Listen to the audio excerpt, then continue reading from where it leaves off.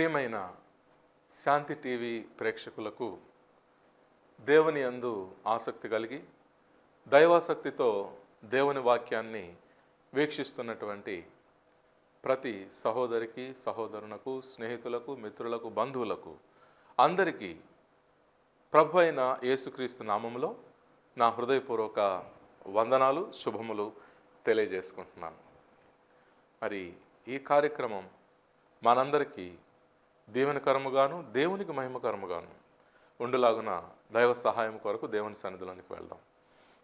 మహోన్నతుడా, కృప కలిగిన మా ప్రియమైన తండ్రి, నాయన మీ యొక్క కృప వలన మరొక మారు మీ పరిశుద్ధ వాక్యములో నుంచి శాశ్వతమైన నిత్య జీవము నిమిత్తము మా మనసులను హృదయాలను మా జీవితాలను సిద్ధపరచుకోవడానికి గాను మరి మేము ప్రయత్నం చేస్తూ ఉన్నాం. పరిశుద్ధ వాక్యము ద్వారా మీ యొక్క సహాయం నడిపింపు మాకు దయచేయండి. మీ యొక్క కృపను బట్టి ఈ కార్యక్రమము మా ఆత్మీయ ఎదుగుదలకు ఆశీర్వాదకరముగాను మీకు మహిమకరముగాను మేము కొనసాగించినట్లు మాకు మీ సహాయము కృపను వేడుకుంటూ పరిశుద్ధమైన యేసు నామములో ప్రార్థిస్తున్నాము తండ్రి, ఆమేన్. మరి ఈరోజు మనము చూడబోయేటువంటి అంశము పరలోకము కొరకు మన ఆలోచన విధానము ఎలా ఉండాలి, అలాగే పరలోకములో మనతో ఎవరిని మనం తీసుకుని వెళ్ళాలి, లేక పరలోకానికి అసలు ఎవరినైనా తీసుకుని వెళ్ళగలమా, లేక మనం ఒక్కరమే వెళ్తామా అనేటువంటి ఇలాంటి విషయాలను బట్టి ఈరోజు పరిశుద్ధ లేఖనాల నుంచి మనము కొన్ని ఆత్మీయ విషయాలను తెలుసుకునే ప్రయత్నం చేయబోతూ ఉండగా అందుకు సిద్ధపాటుగా ఉండినట్లు మనము ఈ పాటను పాడుకుందాం. నా దగ్గర ఉన్న కీర్తన పుస్తకంలో 6వ పాట.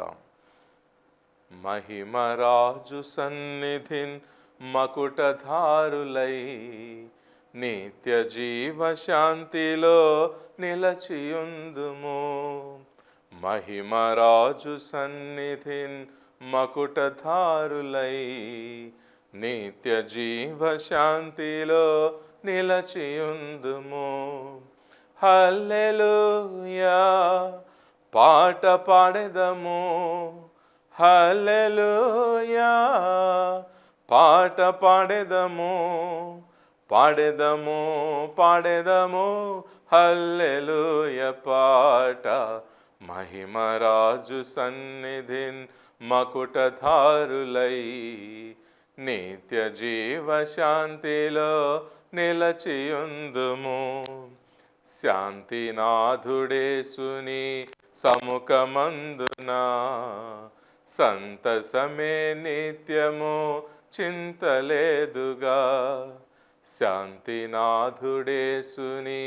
సముఖమందున సంతసమే నిత్యము చింతలేదుగా.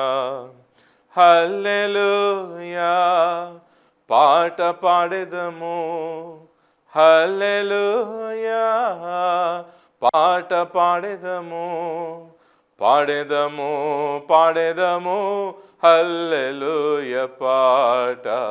మహిమరాజు సన్నిధిన్ మకుటధారులై నిత్య జీవ శాంతిలో నిలచియుందుము. సంతసమున దూతలు సంస్తుతించగా పాడి పరమునందున మోదముందెదన్. సంతసమున దూతలు సంస్తుతించగా పాడి పరమునందున మోదముందెదన్. హల్లెలూయా పాట పాడెదము, హల్లెలూయా పాట పాడెదము, పాడెదము పాడెదము హల్లెలూయా పాట.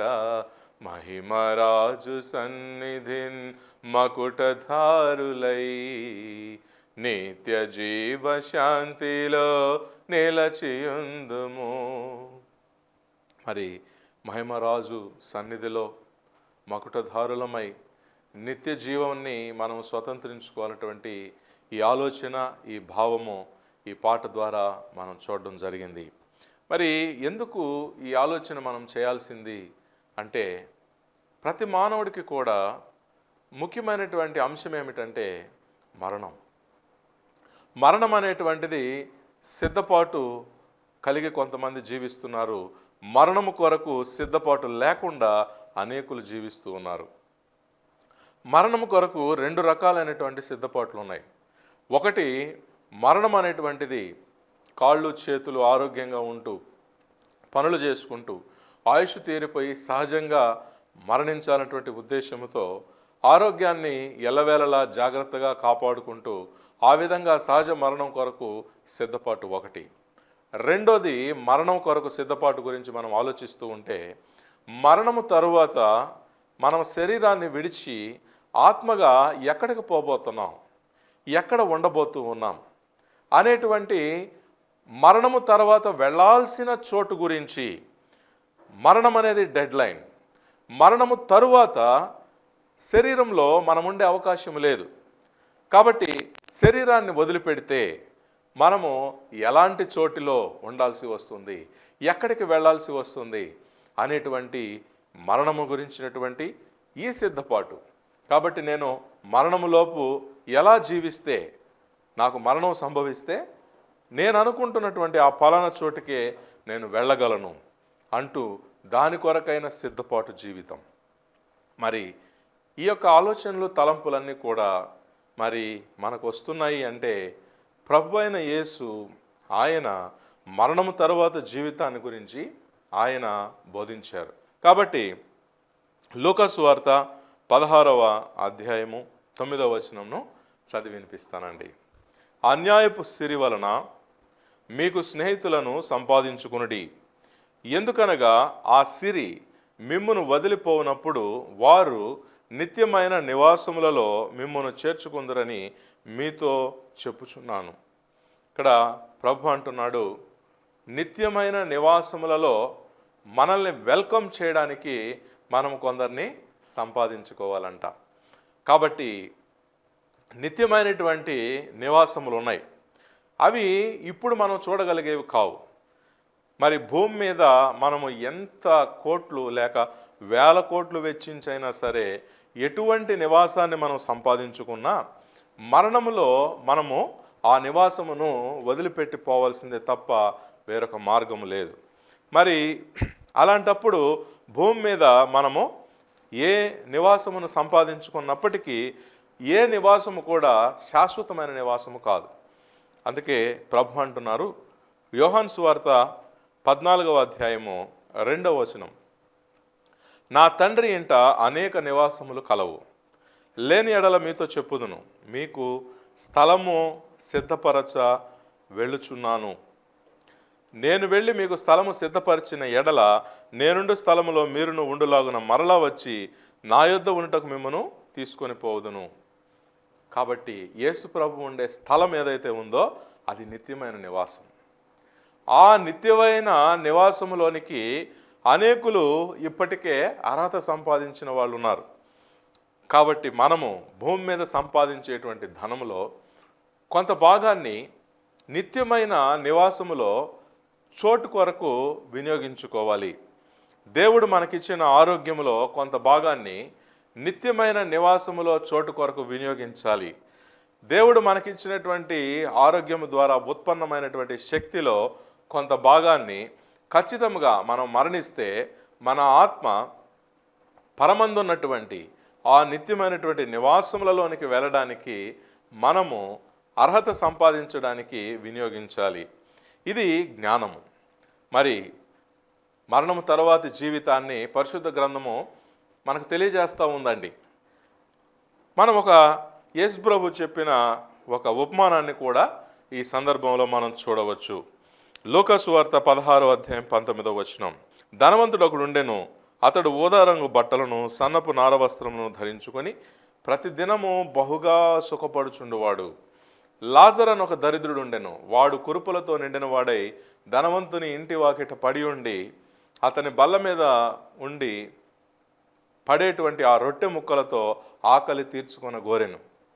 అంతేకాక కుక్కలు వచ్చి వాని కురుపులు నాకెను. ఆ దరిద్రుడు చనిపోయి దేవదూతల చేత అబ్రహాము రొమ్మున ఆనుకొనుటకు కొనిపోబడెను. ధనవంతుడు కూడా చనిపోయి పాతిపెట్టబడెను.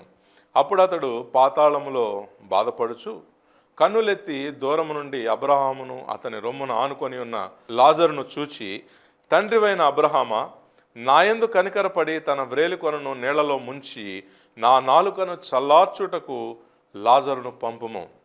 నేను ఈ అగ్నిజ్వాలలో యాతన పడుచున్నానని కేకలు వేసి చెప్పాను. అంతేకాకుండా ఇంకో మాట కూడా రిక్వెస్ట్ చేశాడండి ఆ ధనవంతుడు.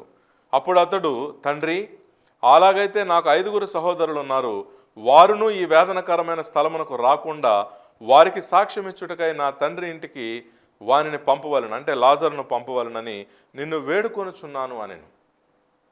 అంటే మరణము తరువాత భూమి మీద దేవుని కొరకు సమయాన్ని వెచ్చించలేనటువంటి వారు మరణించిన తరువాత వారు పాతాళం అనేటువంటి స్థలములో యాతనలు బాధలు పడేటువంటి ఒక పరిస్థితిని ఇక్కడ మనం చూస్తున్నాం.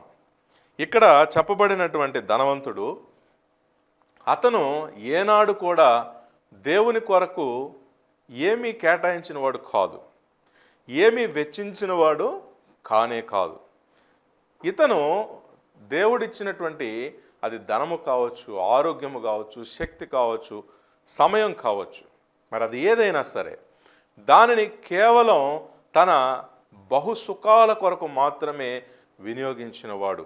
అంటే బహుగా సుఖపడడం కోసమే తాను జీవించాడు తప్ప మరణము కొరకు అతను సిద్ధపడి జీవించలేదు. అందువలన ఒకనాడు మరణం వచ్చింది. మరణం వచ్చేటప్పటికి ఇతని ఆత్మ శరీరాన్ని వదిలితే ఇతను వెళ్ళిన చోటులో యాతనలు ఉన్నాయి. అది ఎలా ఉంది ఆ యాతన అని అనంటే చూడండి, నీళ్లలో ముంచి నా నాలుకను చల్లార్చుటకు లాజరును పంపుము, నేను ఈ అగ్నిజ్వాలలో యాతన పడుచున్నానని కేకలు వేసి చెప్పాను. అంటే మన శరీర అవయవాల్లో ఏదైతే ఇప్పుడు మనము చూడగలమో, ఏదైతే ఒక ఎక్స్రే ద్వారా కూడా మనం చూడగలమో, ఆయా అవయవాల యొక్క నకలు భాగము, మరొక భాగము అది ఆత్మ సంబంధమైనది కూడా ఉందని మనకు అర్థమవుతూ ఉంది. నాలుక అనేది ఈరోజు మనము శరీరంలో చూస్తూ ఉన్నాం. ఈ నాలుకకు మరొక జెరాక్స్ కాపీ లాంటిది. ఈ నాలుకకు సూక్ష్మమైన మరొక భాగము అది ఆత్మలో ఉందని ఈ ఉపమానము ద్వారా మనకు అర్థమవుతూ ఉంది. శరీరము మట్టిలో మట్టి అయిపోయిన, అగ్నికి ఆహుతైన, సముద్రము నీళ్ళల్లో అది అదృశ్యమైపోయిన, ఆ నశించిన ఆ శరీరము యొక్క అవయవాలకు నకిలీ భాగాలన్నీ కూడా సూక్ష్మమైనటువంటి రూపంలో ఆత్మలో ఉన్నాయి. ఇవి నశింపవు. శరీరము తర్వాత కూడా ఇవి అలాగే ఉంటాయి. ఇవి వేదనకు లోనయ్యేటువంటి చోట్లకు వెళ్ళే ప్రమాదం ఉంది. అందువలన ప్రియులారా, మన నాలుకను శరీరము ఆరోగ్యముగా ఉన్నప్పుడు, శరీరము శక్తితో ఉన్నప్పుడు, దేవుని యొక్క కార్యముల నిమిత్తము మనము వినియోగించినట్లయితే మరణము కొరకు అది సిద్ధపాటు అవుతుంది. ఎందుకంటే మరణించిన తరువాత ఈ శరీర అవయవాలు, కనిపించే శరీర అవయవాలకు సూక్ష్మ రూపమైన అవయవాలు ఆత్మలో ఉన్నాయి. ఈ అవయవాలు వేదనకరమైనటువంటి చోటుకు పోకుండా మనము తప్పింపబడేటువంటి అవకాశం ఉన్నది. అందువల్ల ప్రియులారా, మన యొక్క నాలుకను మనము మన శరీరములో ఆరోగ్యం ఉంటుండగా మరణము కొరకు తగిన సిద్ధపాటుగా నాలుకను వినియోగించుకోవాల్సినటువంటి అవసరం ఉంది. నాలుకతో దేవుని యొక్క పనులు చేయాల్సినటువంటి అవసరం ఉందండి. అందువల్ల మనము మన శరీరంలో ఉన్నటువంటి ప్రతి అవయవాన్ని దేవుని యొక్క కార్యక్రమముల నిమిత్తము మనము వినియోగించాల్సినటువంటి అవసరం ఉంది. మరి ఈ విషయాన్నే అపోస్తలుడైనటువంటి పౌలు చాలా స్పష్టముగా తన యొక్క పత్రికలో మనకు తెలుపుతూ ఉన్నాడు. రోమీలకు రాసిన పత్రిక 12వ అధ్యాయము మరి 1వ వచనం చూసినట్లయితే, దేవునికి అనుకూలమైన సజీవ యాగముగా శరీరాన్ని అనగా శరీరపు అవయవాల్ని దేవునికి సమర్పించండి అని ఆయన బతిమలాడుకుంటూ ఈ పత్రిక రాయడం జరిగింది. ఎందుకని బతిమలాడుకుంటున్నాడు?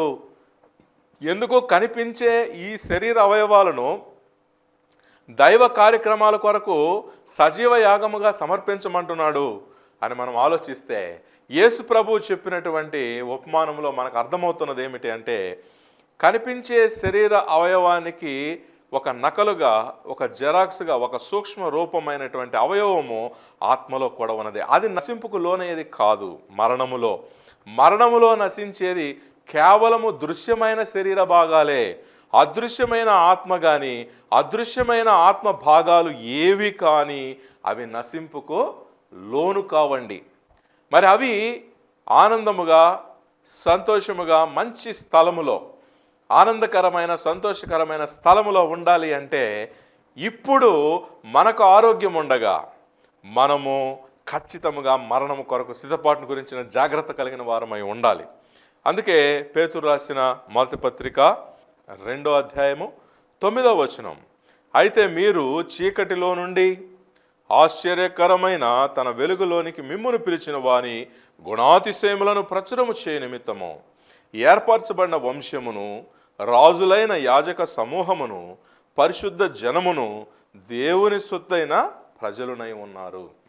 మరి దేవుడేమో ఇలాంటి జీవితాన్ని మన నుంచి కోరుకుంటూ ఉన్నాడు. ఎలాంటి జీవితం అంటే, దేవుని గుణముల యొక్క అతిశయాలని మనము నేర్చుకుని, తెలుసుకుని, మన నాలుకతో వాటిని ప్రచురము చేయాలని దేవుడు ఆశపడుతూ ఉన్నాడు. మరి ఇక్కడ ధనవంతుడు లాజరు ఉపమానములో మనము ధనవంతుడు తన నాలుకను దేనికి వాడాడో మనం చూస్తూ ఉన్నామండి. ధనవంతుడు తన యొక్క నాలుకను దేనికి వాడాడు? లూకా సువార్త 16వ అధ్యాయము 19వ వచనము, అతడు ఊదారంగు బట్టలను, సన్నపు నార వస్త్రములను ధరించుకొని ప్రతిదినము బహుగా సుఖపడుచుండువాడు. అనగా తన నాలుకను బహుగా సుఖపడుచుండుటకు మాత్రమే అతను వినియోగించాడు. మరి మరణము కొరకు సిద్ధపాటు లేని జీవితం అది. సో మరణించిన తరువాత ఆ యొక్క సుఖపడినటువంటి నాలుకకు ప్రతిబింబమైనటువంటి ఆత్మలో భాగంగా ఉండే నాలుక ఉంది, సూక్ష్మ రూపం. ఆ నాలుక పరిస్థితి ఎలా ఉంది అనంటే, లూకా సువార్త 16వ అధ్యాయం 24వ వచనము, నీళ్లలో ముంచి తన వ్రేలి కొనను నా నాలుకను చల్లార్చుటకు లాజరును పంపుము. అంటే ఈ సూక్ష్మరూపమైనటువంటి నాలుక మరి అది దాహముతో, యాతనతో అల్లాడిపోవడం మనం చూస్తూ ఉన్నాం. అందుకే మనకు ఆయుష్ దేవుడు ఇచ్చి ఉండగానే ఈ నాలుకను దేవుని యొక్క గుణాతిశయములను మాట్లాడుటకు మనము వినియోగించాలండి. నాలుకను దేవుని గుణాతిశయములను గూర్చి మాట్లాడుటకు మనము మన నాలుకను వినియోగించాలి. ఇది మరణము కొరకు సిద్ధపాటు కలిగినటువంటి జీవితం. అందువల్ల మనం ఆలోచిస్తూ ఉన్నట్లయితే, మరణం కొరకు సిద్ధపాటు కలిగి జీవిద్దామా, లేక మరణము కొరకు సిద్ధపాటు లేకుండా జీవిద్దామా? మరణము కొరకు మనము సిద్ధపాటు కలిగి జీవించిన ఎడల యేసు ప్రభువు నిత్యమైనటువంటి నివాసములలో మన ఆత్మను ఆయన తీసుకుని వెళ్ళగలడు. ఇక్కడ మనము ఇంకొక విషయం ఆలోచిస్తూ ఉన్నాం. ఈ ప్రపంచంలో ఒక్కొక్కరిపై ఎక్కువ ప్రేమను కలిగి ఉంటారు. కొందరు తమ తల్లిదండ్రులను ఎక్కువ ప్రేమిస్తారు, కొందరు తమ భార్యను ఎక్కువ ప్రేమిస్తారు, కొందరు తమ పిల్లల్ని ఎక్కువ ప్రేమిస్తారు. అందున పిల్లల్లో కూడా ఒకరిని మిగతా వారి కంటే ఎక్కువగా ప్రేమించడం మనం గమనిస్తూ ఉంటాం. కాబట్టి కొందరు మనవరాళ్ళని ఎక్కువగా ప్రేమిస్తూ ఉంటారు, కొందరు స్నేహితుల్ని ఎక్కువగా ప్రేమిస్తూ ఉంటారు. ఇలా ప్రపంచంలో ప్రతి మనిషి కూడా ఎవరినో కొందరిని ఎక్కువగా ప్రేమించేవాడే. ఎందుకంటే దేవుడు తన పోలికలో, తన స్వరూపములో మానవుని తయారు చేశాడు. మరి 1 యోహాను ప్రకారముగా దేవుడు ప్రేమ స్వరూపే ఉన్నాడు. అందువల్ల మానవుడు కూడా ఆయన యొక్క స్వరూపములో నుంచి తయారు చేయబడిన ఆత్మగా శరీరంలో ఉంటున్నాడు కనుక ప్రేమ లేకుండా మానవుడు బ్రతకలేడు. ఎవరినో ఒకరిని ప్రేమిస్తూనే ఉంటాడు, ఎవరిపైన ఒకరి మీద తన ప్రేమ పెట్టుకునే ఉంటాడు. ఇది నిజం. ప్రతి మానవుడు ఎవరినో ఒకరికంటే ఎక్కువ మందిని ప్రేమిస్తూ ఉంటాడు. అది కొంతమందికి తల్లి కావచ్చు, కొందరికి తండ్రి కావచ్చు, కొందరికి బిడ్డలు కావచ్చు, కొందరికి ఫ్రెండ్ కావచ్చు. మొత్తానికి మానవుడు అనేటువంటి వాడు ప్రేమిస్తూ ఉంటాడు. ప్రేమను ఆశిస్తూ ప్రేమ కోసం బ్రతుకుతూ ఉంటాడు. ప్రేమ కోరుకోవడం మానవ సహజ లక్షణం. ప్రేమను ఇవ్వాలనుకోవడం మానవ సహజ లక్షణం. ఎందుకంటే దేవుడు తన పోలికలో తన స్వరూపంలో మానవుడిని తయారు చేశాడండి. అందువల్ల దేవుడు ప్రేమాస్వరూపై ఉన్నాడనేసి మనకు పరిశుద్ధ వాక్యము తెలియజేస్తూ ఉంది. అది యోహాను రాసినటువంటి పత్రికల్లో మరి మొదటి పత్రిక నేను చదివి వినిపిస్తానండి. యోహాను రాసిన మొదటి పత్రిక 4వ అధ్యాయం 16వ వచనం. దేవుడు ప్రేమాస్వరూపి అయి ఉన్నాడు. కాబట్టి దేవుని యొక్క ఆ ఆత్మస్వరూపైన దేవునిలో నుంచి తీయబడినటువంటి ఆత్మగా మనం శరీరంలో ఉన్నాం. అందుకని మన సహజమైన ముఖ్య అవసరత ఏంటంటే ప్రేమ. మనకు ప్రేమ కావాలి.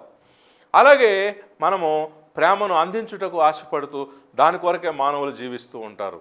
మరి ఇలాంటి పరిస్థితుల్లో మరి మనము ఎవరిని ప్రేమిస్తూ ఉన్నామో వాళ్ళని నిత్యమైన నివాసములలోనికి తీసుకువెళ్ళగలిగితే, మనము కూడా నిత్యమైన నివాసములలోనికి యేసు ప్రభు సిద్ధపరిచినటువంటి ఆ నిత్యమైన స్థలాల్లోనికి మనము వెళ్తూ మనం ప్రేమించే వారిని అక్కడికి తీసుకెళ్ళగలిగితే అక్కడ ఎలా ఉంటుంది?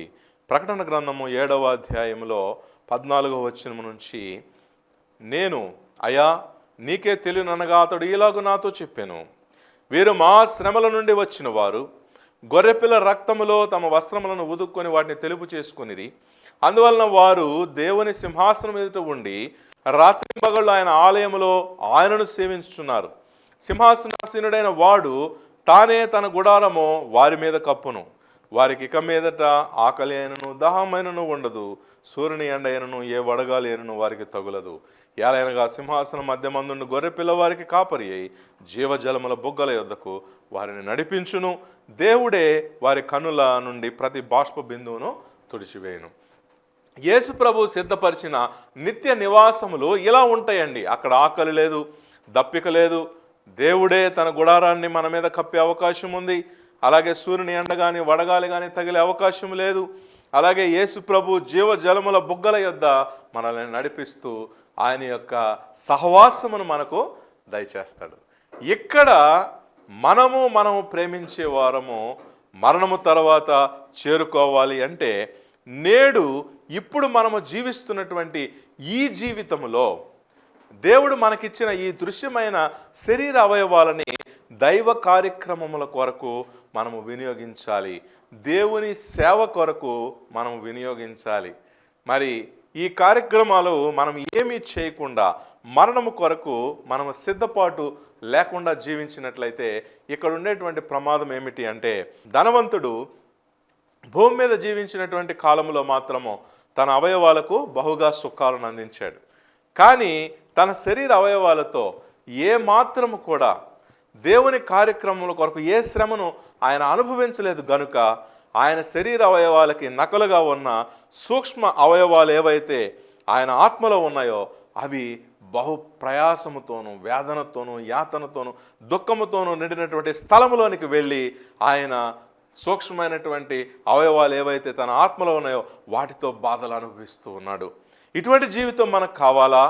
లేక యేసు ప్రభు మన కాపరిగా ఉండి జీవజలముల బుగ్గల యొద్దకు మనల్ని నడిపించేటువంటి ఆ గొప్ప జీవితం మనకు కావాలా? మనము భూమి మీద జీవించేటువంటి ఈ కాలంలో ధనవంతుని వలె మన శరీర అవయవాలని ఏమాత్రము దేవుని సేవ కొరకు ఏ శ్రమ లేకుండా మనము మరణానికి సిద్ధపాటు లేకుండా జీవించేసి మరణించి, ధనవంతుడు ఏ విధంగానైతే యేసు ప్రభు చెప్పిన ఉపమానంలో లాగా శరీర అవయవాలు ఏవైతే ఆయనకి ఇవ్వబడ్డాయో వాటితో ఆయన దేవుని కొరకు ఏ శ్రమ వాటికి చేయించలేదు గనుక వాటి యొక్క సూక్ష్మ రూపాలైనటువంటి అవయవాలు ఆయన ఆత్మలో ఏవైతే ఉన్నాయో వాటితో యాతనలు వేదనలు ఉన్నటువంటి స్థలంలో ఆయన బాధపడేటువంటి ఆ ప్రదేశానికి వెళ్ళాడు. అక్కడికి మనం వెళ్దామా? లేదా నిత్యమైనటువంటి నివాసములలో మనతో ఉండడానికి మనం ప్రేమించే వారిని మనము సిద్ధపరచుకుని మనం వారిని తీసుకుని వెళ్దామా అనేటువంటి ఈ ఆలోచన దేవుడు మనకు పరిశుద్ధ గ్రంథము నుంచి ఈరోజు మన ముందు పెట్టి ఉండగా, మరి మనం ప్రేమించు వారమును నిత్యమైన నివాసముల కొరకు సిద్ధపడులాగున చిన్న ప్రార్థన చేసుకుని ఈ కార్యక్రమాన్ని మనం ముగించుకుందాం. మహోన్నతుడా, కృపగలిగిన మా ప్రియమైన తండ్రి, ఈ యొక్క సమయమందు మీరు ఇచ్చిన వాక్యాన్ని బట్టి మీకు వందనాలు నాయనా. అవును తండ్రి, మా అవయవాలని మేము మీ కొరకు ఏమైనా వినియోగించగలుగుతున్నామా లేదా? మేము వినియోగించలేకపోతే మరణం తర్వాత మా యొక్క స్థితి ఎక్కడ ఉంటుంది? మా యొక్క అనుభవాలు ఏమై ఉంటాయి? మరి కొంతవరకు మరి ఈరోజు పరిశీలన చేయుటకు మీరు ఇచ్చిన మహాభాగ్యాన్ని బట్టి మీకు వందనాలు తండ్రి. మరి ఎవరైతే ఏదైనా తమ యొక్క ఉనికి ఏ స్థాయిలో ఉందో, ఎక్కడ ఉందో, మరి అదే విధానంలో జీవిస్తే మరణం తర్వాత వాళ్ళు ఎక్కడ ఉండబోతున్నారో గ్రహించుకుని మరి మరణం తర్వాత నిత్యమైన నివాసాల కొరకు సిద్ధపాటు కావాలని మరి ఈ కార్యక్రమాన్ని చూసి ఎవరైతే సిద్ధపాటుకు వాళ్ళు ఇష్టపడుతూ ఉన్నారో మరి వాళ్ళని మీరు దీవిస్తారని, ఆశీర్వదిస్తారని, వాళ్ళు తమ యొక్క శరీర అవయవాలతో మీ సేవ కొరకు అనేకమైన ఉత్తమమైన మంచి కార్యములు చేయలాగున మీరు సామర్థ్యమునిచ్చి, నడిపింపునిచ్చి, కృపను అనుగ్రహించి మీరు దీవించమని మా రక్షకుడు ప్రభు అయిన యేసు పరిశుద్ధ నామములో ప్రార్థించి స్తుతించి వేడుకుంటున్నాము తండ్రి. ఆమేన్. అందరికీ నా హృదయపూర్వకమైన వందనాలు తెలియజేసుకుంటున్నాను. మరి శాంతి టీవీ ద్వారా ఈ కార్యక్రమాల్ని మరి ప్రతి వారం వీక్షిస్తున్న ప్రతి ఒక్కరికి నా యొక్క హృదయపూర్వకమైన వందనాలు తెలియజేసుకుంటూ, దేవుని యొక్క దీవెనలు మనకు ఉండాలి. యెహోవా మనల్ని ఆశీర్వదించి మనల్ని కాపాడునుగాక. యెహోవా మనకు తన సన్నిధిని ప్రకాశింపజేసి మనల్ని కరుణించునుగాక. యెహోవా మన మీద తన సన్నిధి కాంతి ఉదయింపజేసి మనకు ఎల్లవేళలా సమాధానము కలుగజేయునుగాక. ఆమేన్. అందరికీ వందనాలు. ఈ ప్రోగ్రాంని ఇంతవరకు వీక్షించి మరి దేవుని ఆశీర్వాదాలకు పాత్రులయ్యారని నమ్ముతూ ఉన్నాను. మీకు అందరికీ నా హృదయపూర్వక వందనాలు. నా పేరు సంజయ్ అండి. దేవుని యొక్క సేవలో 1991 నుంచి నేను దేవుని చేత వాడబడుతున్నందుకు దేవునికి వందనాలు తెలియజేసుకుంటూ ఉన్నాను. మరి దేవుని యొక్క వర్తమానాలు ప్రతిదినము కూడా ఫేస్బుక్లో అప్లోడ్ చేయబడుతూ ఉంటాయి. మరి దేవుడు నాకు ఇచ్చిన మహాభాగ్యాన్ని బట్టి ఫేస్బుక్లో నేను లైవ్ సందేశాలు అప్డేట్ చేస్తూ ఉంటాను. మరి లైవ్ అప్డేట్స్ కొరకు www.facebook.com/సంజయ్ డార్లా అనేటువంటి ఈ యొక్క మీరు టైప్ చేసినట్టయితే సెర్చ్లో డెఫినెట్గా ఫేస్బుక్లో నా పేజ్ ఓపెన్ అవుతుంది. అక్కడ ప్రతిరోజు కూడా లైవ్ దేవుని వర్తమానాలని మీరు చూడవచ్చు. అంతేకాకుండా యూట్యూబ్లో కూడా దేవుని సందేశాలను అప్లోడ్ చేశాను, ఇంకా చేస్తూ ఉన్నాను, చేయబోతూ ఉన్నాను. వాటన్నిటి అప్డేట్స్ కొరకు Sanjay Darla messages of God's kingdom అనేటువంటి ఛానల్లో మీరు బెల్ బటన్ క్లిక్ చేసి మీరు సబ్స్క్రైబ్ చేయాల్సిందిగా కోరుతూ ఉన్నాను. మరి ఇంకా మీకు ఆత్మ సంబంధమైనటువంటి జీవితం విషయంలో, మీ యొక్క అనుదిన జీవితంలో ఉండేటువంటి సమస్యల విషయంలో, అవి మానసికమైనవి కావచ్చు, మరి ఆరోగ్య సంబంధమైనవి కావచ్చు, మరి మీరు ఎక్కువగా చింతకు లోనవుతున్నటువంటి మీ యొక్క సమస్యల్ని వాక్యపు వెలుగులో మీకు చెప్పడానికి, తెలియజేయడానికి నేను ఎల్లప్పుడూ సిద్ధంగా ఉన్నాను. నా యొక్క వాట్సాప్ నంబర్ 6301022672. స్క్రీన్ మీద కూడా మీరు నా నంబర్ని చూడవచ్చు. ప్రార్థన అవసరతలకు, వాక్య సందేశాల కొరకు స్క్రీన్ మీద ఉన్నటువంటి నంబర్కు దయచేసి మీరు వాట్సాప్ మెసేజ్ ఇవ్వండి. ఇంకా మీరు నేరుగా కలవాలి, సంప్రదించాలి అనుకుంటే అందుకు కూడా నేను అడ్రస్ చెప్తున్నాను. నెల్లూరులోని రైల్వే ఫీడర్స్ రోడ్లో నేను ఉంటున్నాను. దయచేసి రైల్వే ఫీడర్స్ రోడ్లోని క్రీస్తు సంఘము అనేటువంటి ప్రదేశానికి మీరు వచ్చినట్లయితే మీరు నేరుగా సంప్రదించి కూడా మీరు మాట్లాడవచ్చు. కాబట్టి ఈ విషయాలన్నింటినీ కూడా తెలియజేయటకు ఎంతగానో సంతోషిస్తూ ఉన్నాను. దేవుడు మిమ్మల్ని ఎల్లప్పుడూ కూడా దీవించి ఆశీర్వదించునుగాక. మనమందరం దేవుని చిత్తానికి అనుసంధానమైన జీవితాలతో దేవుని ఆశీర్వాదాలు పొందుకొని జీవించుదుముగాక. ఆమేన్.